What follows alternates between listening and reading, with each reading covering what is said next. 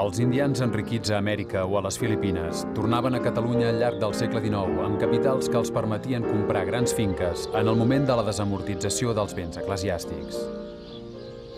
Es van convertir en terratinents als pobles d'origen i també a Barcelona, que molts triaven com a residència. Al Nou Eixample, les inversions immobiliàries prometien grans beneficis.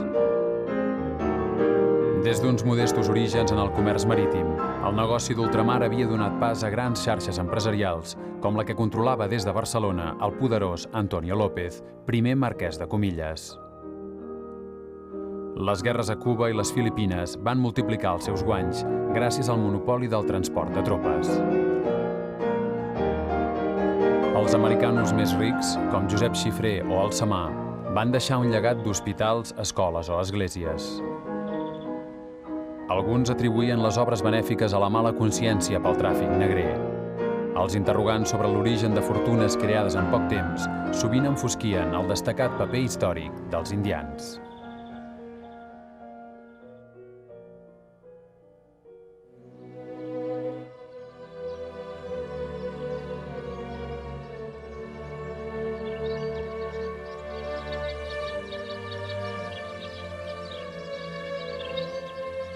El monument a la Mare de Déu de Gràcia, anomenat l'Àngel, és una de les singulars obres del ric indià Nicolau Font i Maig.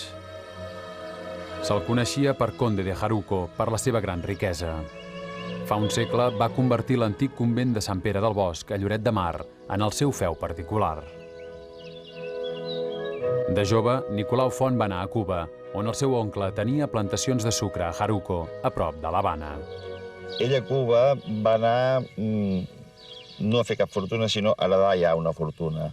De manera que ho va tenir fàcil, el que passa que ho va saber ampliar i conservar. De tornada a Lloret de Mar, Nicolau Font es fa construir una gran casa d'acord amb els cànons de l'època i amb detalls modernistes. Al poble, la seva fortuna es converteix en un mite. Però l'indià passava molt de temps a Sant Pere del Bosc, un convent desamortitzat amb més de 300 hectàrees de terreny que havia comprat en subhasta pública l'any 1860, quan encara era a Cuba. Nicolau Font dedica molts esforços i una part del seu capital a millorar-lo. Va cridar l'arquitecte Puig i Cadafalch, que va fer el padró de la Mare de Déu de Gràcia i les creus de terme. El ruïnós convent es va convertir en una gran possessió que l'indià presidia com a mecenes i benefactor. Com els reis, Nicolau Font podia sentir missa sense sortir de les estances. A la capella, les parets es decoren amb riques pintures d'Enric Monserdà. De la fortuna de Nicolau Font s'explicaven històries fabuloses. Que volien rajolar el terra de Sant Pere amb monedes d'or, no? I que llavors la corona espanyola li va denegar l'autorització adduint que la gent trepitjaria la cara del rei que hi havia en la moneda aquella i que si volia fer-ho els tenia que posar a canto, no? L'any 1898 es va fer la solemne inauguració. En la cerimònia, l'indià es mantenia en segon terme. En Nicolau Font hi ha sempre un contrast entre egocentrisme i misticisme. La imponent escultura coneguda com l'Àngel és l'element distintiu de la gran propietat de Nicolau Font. El monument, dedicat a la Mare de Déu de Gràcia el 1904, va ser l'última obra de l'indià. Nicolau Font va morir solter i va ser enterrat a la cripta de la seva església. Anys després li van fer un monument que presidia l'aplec anual de Sant Pere del Bosc. El nebot i hereu de Nicolau Font, Pius Cabanyes, posseïa alguns dels primers automòbils amb matrícula de Girona. A Lloret, els indians i els seus descendents feien una vida relaxada, de lleure i diversions. Al Passeig de Mar, els americanos feien construir les seves mansions a tocar de la platja. Una de les poques que han sobreviscut és la dels Garriga, que ara és un museu. El lloret dels indians és cosa del passat i Sant Pere del Bosc ha quedat en silenci. Enmig dels pins queda l'Àngel, antiga referència per als mariners, que assenyala en direcció al centre de l'imaginari Condado de Jaruco.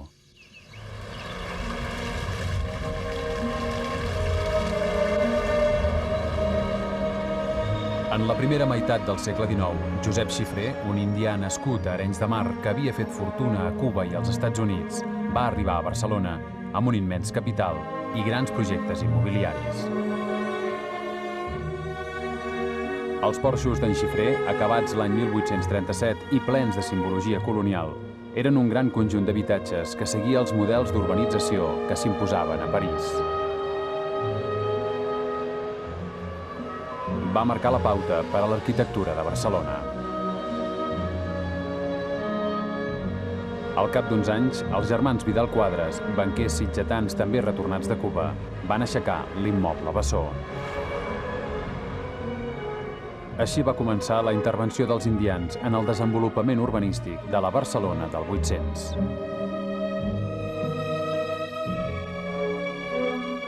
Alguns dels capitals acumulats a Amèrica es van invertir en la creació de línies de ferrocarril i en indústries. Un exemple destacat són les pioneres fàbriques tèxtils que va muntar Joan Güell.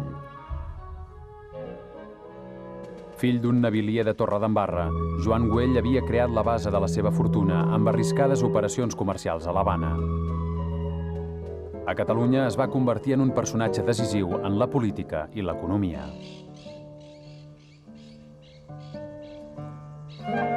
Güell va comprar una gran finca a les Corts, encara un poble independent de Barcelona.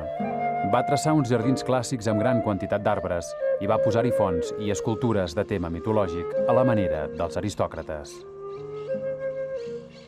La compra de terrenys en les futures zones d'expansió de la ciutat era una bona inversió.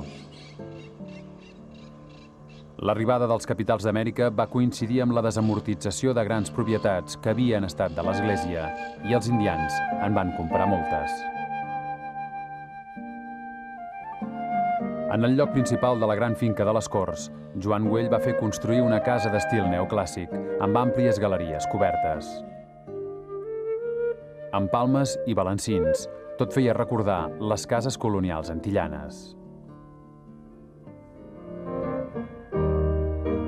L'hereu de Joan Güell, Eusebi, va casar-se amb la filla d'un altre indià, el navilier, banquer i empresari Antonio López, el marquès de Comillas. Amb el matrimoni es va consolidar un dels grups més poderosos de l'Espanya de finals de segle, amb estrets vincles amb la monarquia borbònica que indians com López o Güell havien ajudat a restaurar.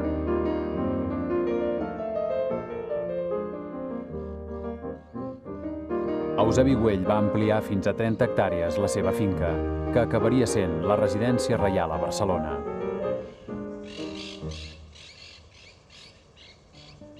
A la mort del seu sogre, el marquès de Comillas, Güell li va retre homenatge a la finca de les Corts.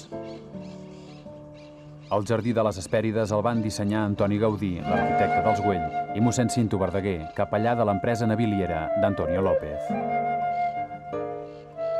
El jardí, amb el símbol mitològic del taronger dels fruits d'or robat per Hèrcules, estava dedicat al marquès de Comillas i al seu imperi transatlàntic.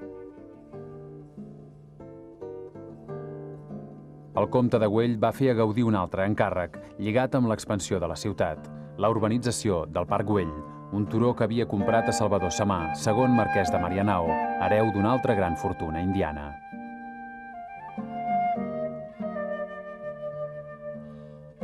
El principal objectiu de les inversions dels indians a Barcelona, des dels més rics fins als que simplement portaven uns estalvis, era l'Eixample. L'edificació o la compra d'immobles en la nova urbanització oferia la possibilitat de fer grans negocis o d'obtenir unes rendes. Si es comprova les dates de construcció de gran quantitat de finques de l'Eixample que va coincidir amb l'arribada de gran quantitat de capital americà, podem veure com gairebé tot l'Eixample, o gran part de l'Eixample, va ser possible mercès a les inversions que van portar els cubans, els catalans que venien de Cuba.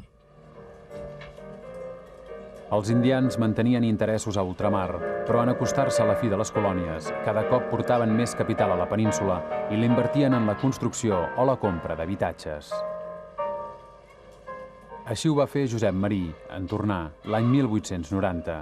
Com altres indians, Marí va decidir no establir-se al poble natal, l'Arboç, sinó a Barcelona. Aquí va trobar la forma d'assegurar-se les rendes. El meu avi, al venir i a instal·lar-se definitivament a Barcelona un cop jubilat, va tenir el problema de què faria, com invertiria els estalvis que hauria pogut aconseguir des de Cuba.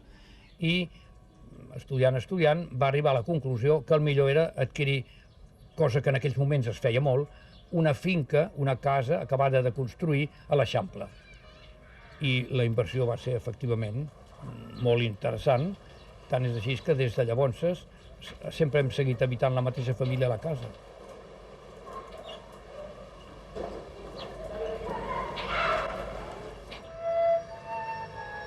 Als carrers principals de l'Eixample sobreviuen algunes de les mansions de la burgesia feta a Amèrica: Alsamar, Gallard o Malagrida.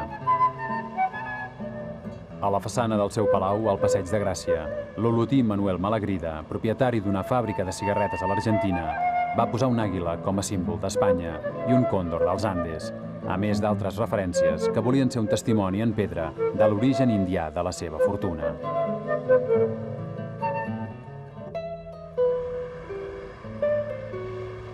L'any 1910, Juan José Hervás, arquitecte municipal de Manila, va construir un palau a la Diagonal de Barcelona per a Luis Pérez Samanillo, un membre de la colònia espanyola a les Filipines, repatriat just abans del desastre de 1898.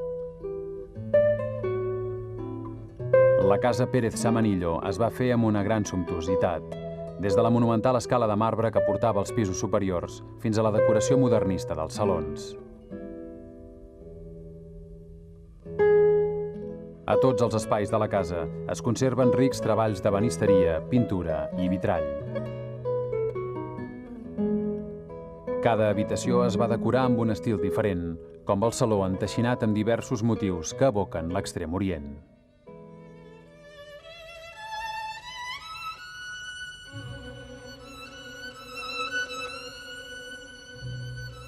La fortuna filipina dels Pérez l'havia creat Manuel Pérez Marchetti, metge de vaixell que es va instal·lar al segle XIX a Manila, on va prosperar amb activitats comercials i immobiliàries.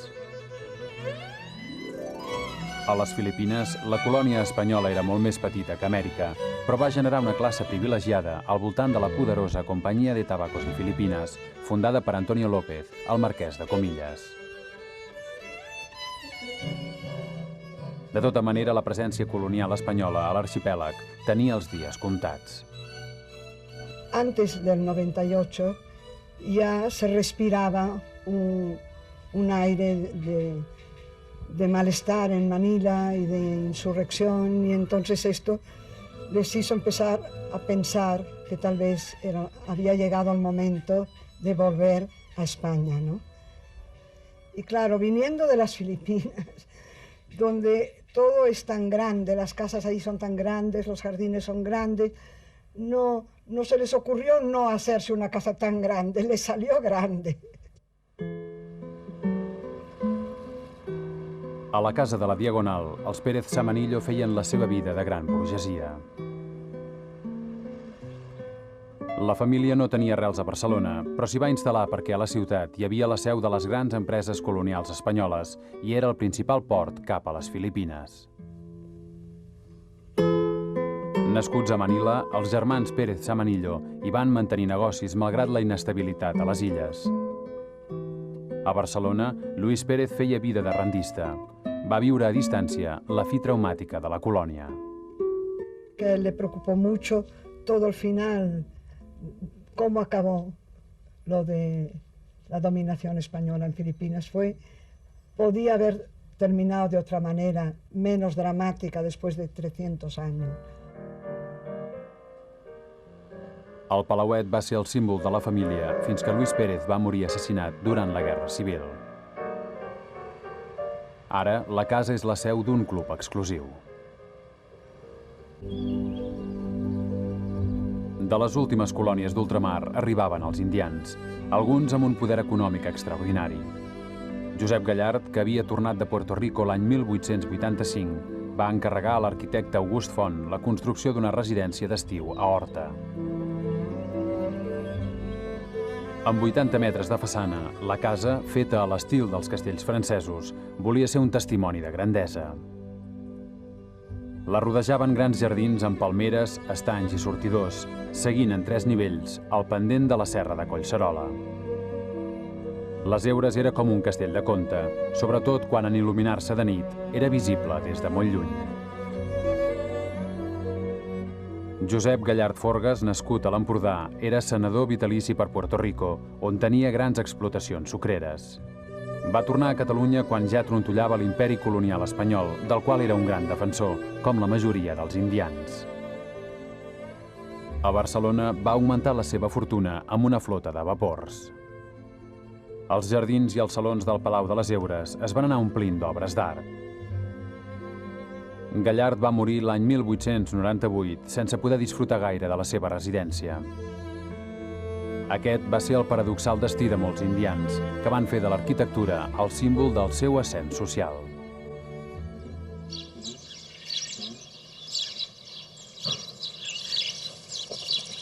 «400 hectàrees de boscos i dunes i d'aiguamolls convertits en camps d'arròs. És el territori d'un home que va fer fortuna a Amèrica, que es va enfrontar amb els antics terratinents de l'Empordà i que va crear un món a la seva mida». Cap al 1870, Pere Coll i Rigau, fill de pagesos de Torroella de Montgrí, se'n va anar amb 14 anys cap a l'Havana. Venent llumins pel carrer, va iniciar el camí cap a la riquesa. Als 18 anys tenia cavall i criat i no va tardar a muntar una fàbrica. Els llumins eren un monopoli de la península d'Espanya a Cuba i la majoria no s'encenien. Ara s'havien de comprar tots, però potser un 70 o un 80% no feien foc. Ell s'especialitza en això i comença a fabricar amb el seu lema «Trieu i remeneu», perquè ell permetia de triar els seus llumins, que eren de la millor qualitat. Perico Coll, caracteritzat com a destructor del monopoli fosforer en la pintoresca publicitat de la seva fàbrica de tabac i llumins, va anar progressant. Desafia el monopoli de les reials fàbriques que controlen la venda de tabacs, exporta als Estats Units i es converteix en un potentat. A les capses de llumins idealitza el record del Montgrí i als 40 anys torna cap a la seva terra natal ple de projectes. A Pals, Pere Coll compra el Mas Gelabert, una finca agrícola rodejada d'aiguamolls.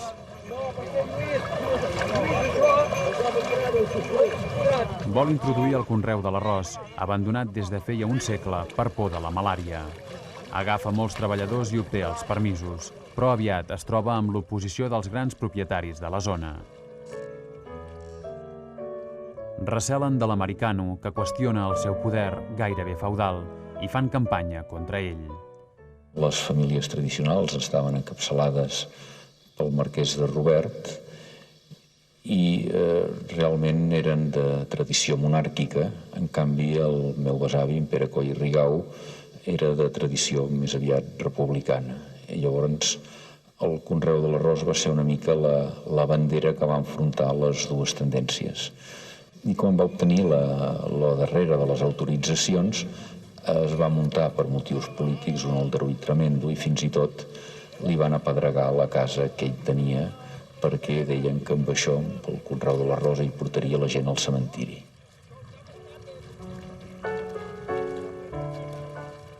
Després d'anys de plets i intrigues, Pere Coll guanya la partida i obté el permís definitiu per al conreu de l'arròs, que encara continua a Pals, sense problemes. Compra una gran extensió de maresmes i dunes i hi planta 1 milió de pins.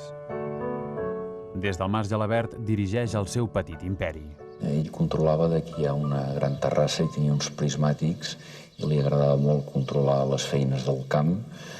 Ell vigilava tot, vigilava com es plantava l'arròs, com es feia el molí, com es repartia l'aigua.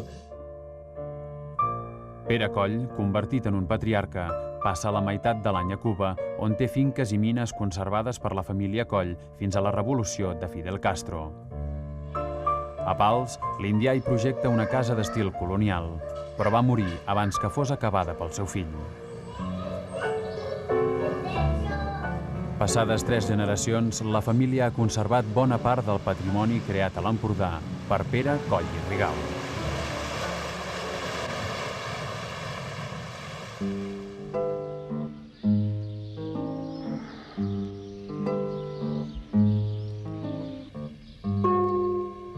Altafulla va ser una de les poblacions tarragonines pioneres en el comerç amb Amèrica ja des del segle XVIII.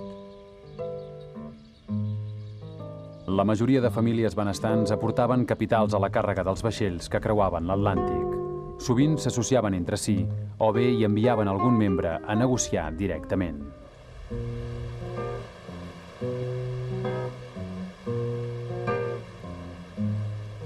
A les platges tarragonines s'embarcaven cap a Amèrica, especialment a Cuba, productes molt variats, des de cebes o fruita seca fins al vi, la principal exportació.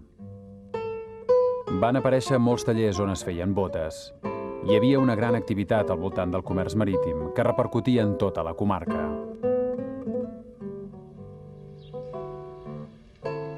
En l'exportació del vi i la importació de productes colonials, els guanys podien duplicar el capital invertit.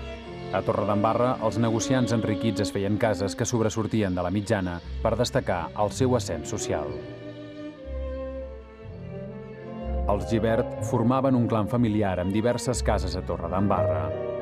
La casa de Panxo Gibert es va anar millorant amb els beneficis de les exportacions cap a les Antilles en els vaixells de la família.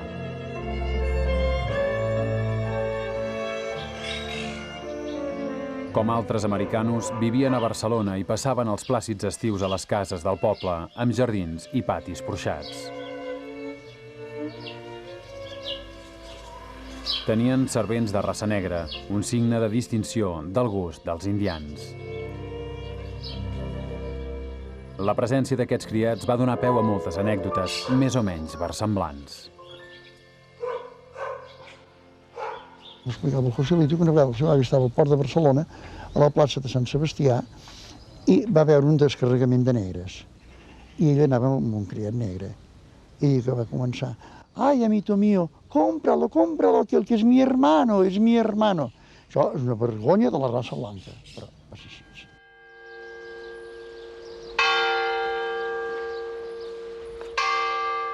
Al cementiri de Torredembarra hi ha la tomba de Francisco, un criat natural d'Àfrica, segons diu la inscripció. Quan va morir, Antoni Gibert, el seu amo, el va enterrar en un nínxol de la seva propietat. Al cementiri hi ha altres tombes de navegants i d'indians. L'Anton Roig, clar, en la seva disposició testamentària diu que l'enterrin a l'entrar al cementiri i que ho pugui trepitjar tothom que entri al cementiri. Llavors, havia de tenir un corcó. I si tenim en compte que feia negocis amb el marquès de Comilles, que també ja sabem quin tipus de negocis fèiem, sense dir-lo, els podem endevinar. Fer obres benèfiques era freqüent en els americanos, qualsevol que fos l'origen de la seva fortuna. En el seu testament, Anton Roig va deixar 14.000 lliures esterlines per fundar un patronat amb el seu nom i educar els joves de la població. Des de les escoles del patronat es va lograr que hi hagués molt pocs analfabets a Torredembarra, perquè no costava res anar a l'escola. Et donaven el material, et donaven els llibres, et pagaven els mestres, i després hi havia l'altre aspecte humanitari, diguem-ne, de cara a les doncelles pobres de la vila, en què al casar-se se'ls donava un dot. Llavors, clar, si amb una noia d'aquelles en aquella època li donaven 300 o 400 pessetes, era una fortuna.